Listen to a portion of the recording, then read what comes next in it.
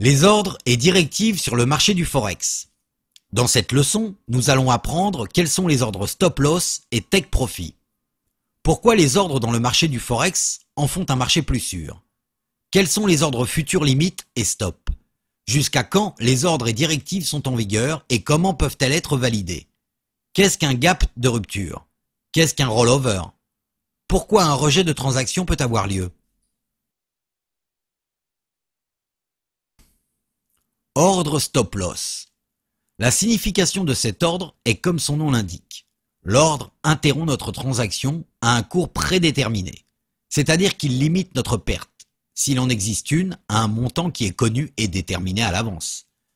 Par exemple, si nous avons acheté des euros à un taux donné et nous avons placé un ordre stop loss à 100 pips en dessous du taux d'achat, nous savons que pour cette transaction, nous ne pouvons perdre que 100 pips. Les avantages sont les suivants.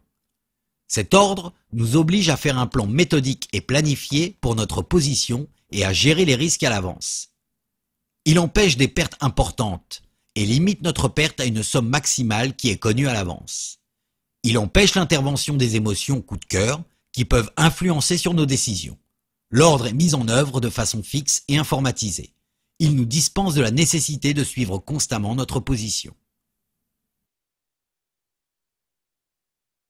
L'ordre stop loss fait du marché Forex le marché le plus sûr au monde. Supposons que le taux de change soit de 1,5220 et vous pensez qu'il passera à 1,5320. Si vous voulez gagner 1000 $ US par le biais d'une transaction de 100 000 euros, vous n'êtes pas prêt à prendre des risques de plus de 200 $ US. Que ferez-vous? Décrochez le téléphone et appelez le courtier et demandez-lui « Achetez-moi 100 000 euros et placez un ordre stop loss au taux de change de 1,5200, 20 pips en dessous du taux d'entrée. » En d'autres termes, si le cours augmente, c'est superbe, nous avons gagné. Si le taux de change tombe et atteint 1,5200, la transaction sera fermée au moment où le cours atteint le taux déterminé par l'ordre et notre perte ne sera que de 200 $ US. Grâce à l'ordre stop loss que nous avons placé, nous pouvons dormir tranquille et ne pas perdre plus que ce que nous nous sommes permis de perdre. Il n'y a pas de canal d'investissement dans lequel vous pouvez définir vos risques et avec une certitude absolue. Par conséquent, nous avons un autre avantage important sur le marché de Forex, l'ordre de stop loss. Il est possible de déterminer le risque maximal d'une transaction. Nous en saurons plus à propos de cet ordre plus tard. Question. J'ai 1000 $ US dans mon compte. J'ai acheté 100 000 euros à un taux de 1,5220. Le taux a chuté de 120 pips. Quelle sera ma position? C'est très simple. Dans une transaction de 100 000 euros, chaque pip vaut 10 $ US, ou plutôt 120 pips est égal à 1200 $ US. Est-ce que la banque va me permettre d'aller en dessous du niveau de mes fonds? Jamais. Souvenez-vous, lorsque vous ne définissez pas de stop loss dans une transaction, le stop loss est la somme d'argent que vous avez dans votre compte auprès du courtier. Si vos fonds sont finis, la transaction sera immédiatement arrêtée. Il est donc important de placer un ordre stop loss. Stop suiveur. Je vais vous enseigner une intéressante stratégie de trading. Vous avez la possibilité de déplacer l'ordre stop loss et avec très peu de risques, vous êtes en mesure de faire beaucoup d'argent. La stratégie est appliquée par un trailing stop, stop suiveur. Par exemple, vous avez investi dans une transaction 10 000 euros. Chaque pip vaut 1 $ US à 1,5220 et vous avez défini un stop loss à 50 $, ce qui signifie que la transaction sera automatiquement fermée à un taux de change de 1,5170. Si le cours atteint le taux de l'ordre stop loss, alors nous avons perdu 50 $ US. Le lendemain, nous effectuons une autre opération et encore une fois, nous arrivons au stop loss. Nous avons perdu encore 50 $ US. Le moment est enfin arrivé dans la troisième opération où le taux de change commence à s'élever. À la fin de la journée, le taux de change a augmenté de 100 pips. Maintenant, nous pouvons augmenter le stop loss au point d'entrée. Maintenant, nous ne perdons plus d'argent dans la transaction. Nous sommes maintenant engagés dans une transaction avec un potentiel de profit infini sans risque. Il va soit se replier vers le bas, vers le taux d'entrée originel pour lequel nous avons mis le stop loss, ou une tendance à la hausse va se développer. Qu'est-ce qu'une tendance à la hausse? Une tendance à la hausse est une situation dans laquelle le cours commence à s'élever et continue à s'élever. Dans les marchés financiers mondiaux, il y a toujours des tendances. Des tendances de 700 pips, 1000 pips, voire plus, peuvent être remarquées. Suite à notre situation, le lendemain, l'euro gagne 100 pips de plus. Quand il est à 200 pips, au-dessus du taux d'achat, nous pouvons déplacer le stop loss à un niveau supérieur. C'est très similaire au surf. Aussi longtemps que la vague ne s'est pas finie, nous ne sortons pas. S'il s'agit d'une opération de 10 000 € et chaque pips vaut 1 $, alors une vague moyenne de 700 pips nous donnera 700 $ de bénéfices. Et si nous tombons sur une plus grande vague, nous pouvons gagner 1500 $ US en une semaine ou deux, avec un risque de 50 $ US. Dans de nombreuses plateformes de trading, il y a un ordre de trailing stop, ce qui signifie qu'il y a un trailing stop automatique. Vous n'avez pas à être devant l'ordinateur tout le temps. Un tel ordre suit tout déplacement de chaque pips sur le marché et le stop s'ajuste lui-même en conséquence. Ordre Take Profit.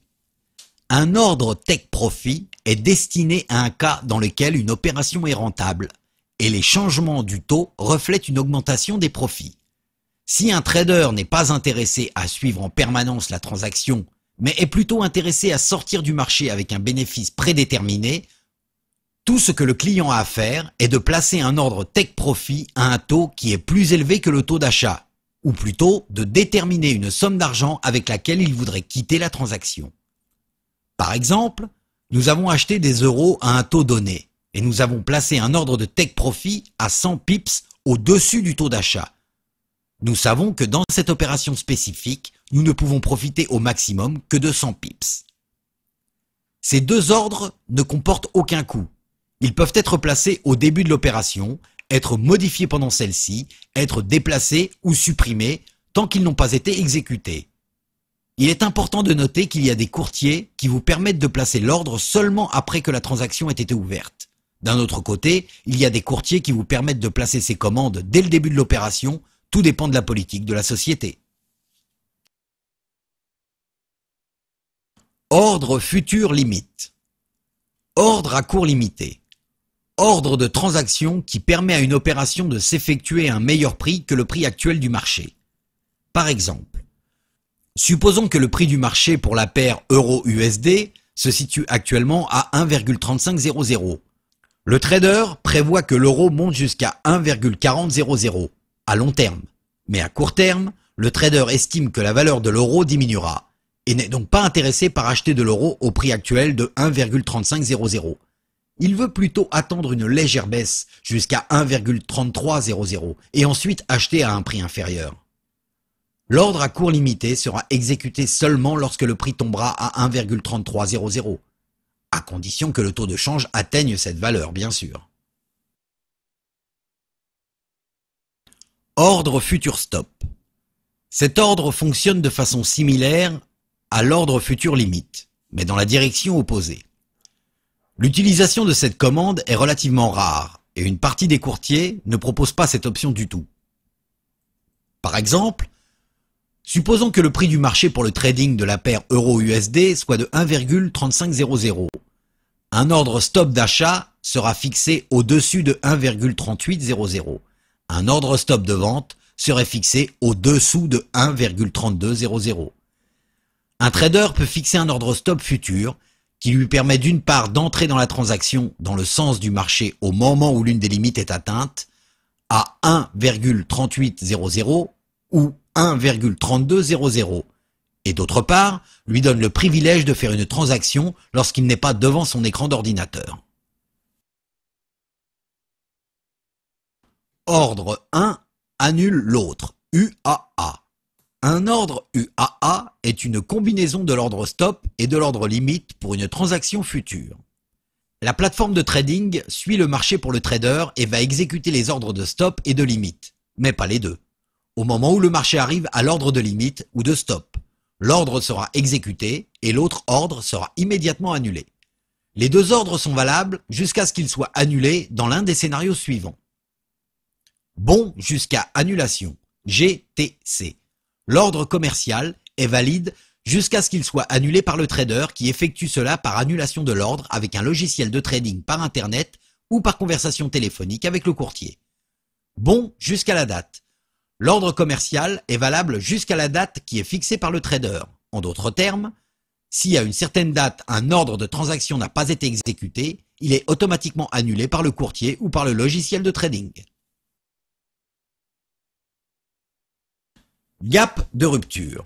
Dans les situations d'écart de prix dans les zones du graphique, où il n'y avait pas d'ordre de transaction, la plupart des courtiers ne peuvent s'engager à exécuter des ordres. Dans le cas où un client a établi un ordre et il y a eu un gap de rupture, le courtier va essayer de faire sortir le client de la transaction au meilleur prix disponible. Il y a des courtiers qui promettent la réalisation des ordres de leurs clients à un taux de change promis dans toutes les conditions du marché. Différence de taux d'intérêt entre les devises roll-over. Avant d'aborder ce sujet, il est nécessaire de noter que la plupart des courtiers effectuent un roll-over automatiquement et qu'il n'y a pas besoin d'intervention du trader.